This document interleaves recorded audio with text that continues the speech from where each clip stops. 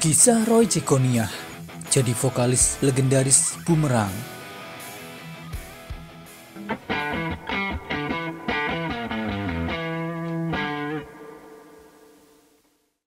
Nama Roy Cicconnia sudah lama dikenal sebagai salah satu vokalis rock paling berpengaruh di Indonesia.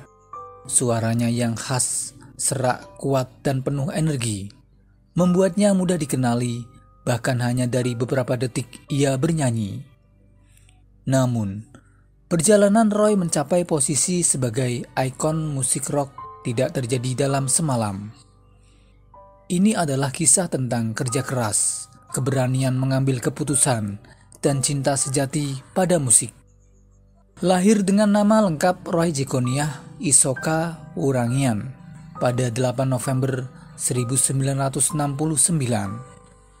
Ia merupakan anak ke-8 dari pasangan William Joseph Wurangian dan Ursula Clementine Emma Soroinsong.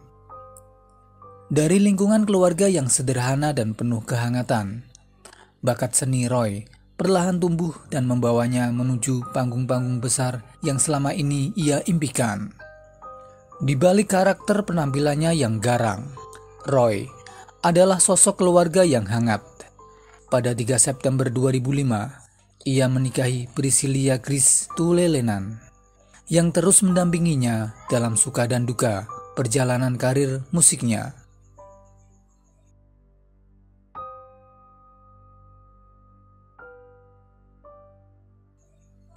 Karir Roy dalam dunia musik rock Indonesia mulai menunjukkan taringnya ketika ia bergabung dengan sebuah band bernama Los Angeles, cikal bakal Boomerang. Saat itu, ia menggantikan vokalis sebelumnya, Inno Daun, yang memilih hengkang. Sumber lain menyebutkan kalau Ari Lasso adalah vokalis pertama dari band Los Angeles.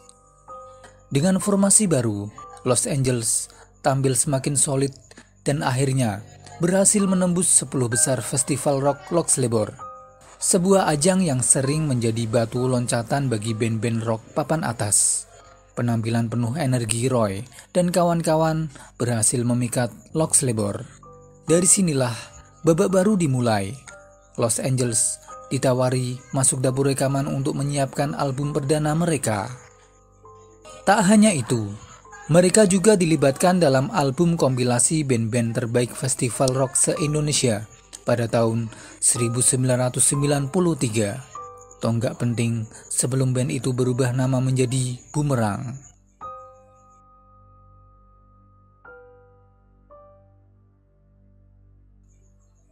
Dengan nama baru dan energi baru, Boomerang mulai menancapkan kuku mereka sebagai salah satu band rock terbesar di Indonesia.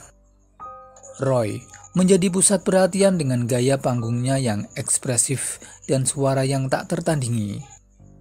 Bersama Roy, Boomerang merilis sejumlah album monumental yang kini dianggap klasik oleh para penggemar rock Indonesia, yakni Kontaminasi Otak pada tahun 1995, Disharmony pada tahun 1996, Segitiga pada tahun 1998, Extravaganza pada tahun 2000, Terapi Visi pada tahun 2003, Urbanustik pada tahun 2004, Suara Jalanan pada tahun 2009, atau album terakhir Roy bersama Boomerang.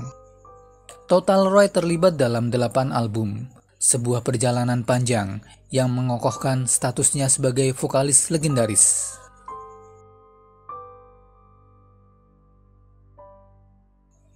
Tahun 2010 menjadi titik krusial setelah keluarnya gitaris John Paul Ivan. Roy juga memutuskan untuk meninggalkan Boomerang. Ia mengaku adanya perbedaan prinsip yang sudah tidak bisa disatukan lagi. Meski berat, keputusan ini membuka babak baru dalam perjalanan musik Roy.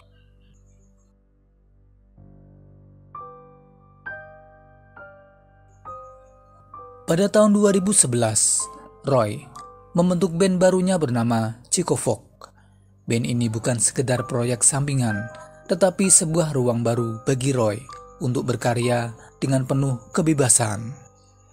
Cicofok menjadi wadah bagi ide-ide musik yang selama ini ingin ia eksplorasi tanpa batasan. Setahun setelahnya, Roy kembali bersatu dengan John Paul Ivan membentuk RI1 Band pada tahun 2012, membuktikan bahwa chemistry keduanya sebagai musisi tidak pernah benar-benar hilang. Namun, Roy menyadari bahwa identitasnya sebagai mantan vokalis Boomerang masih begitu melekat. Menurutnya, ketika orang mendengar suaranya, bayangan terhadap Boomerang selalu muncul. Sebuah bukti bahwa kontribusinya pada band tersebut telah menjadi bagian tak terpisahkan dari sejarah musik rock Indonesia.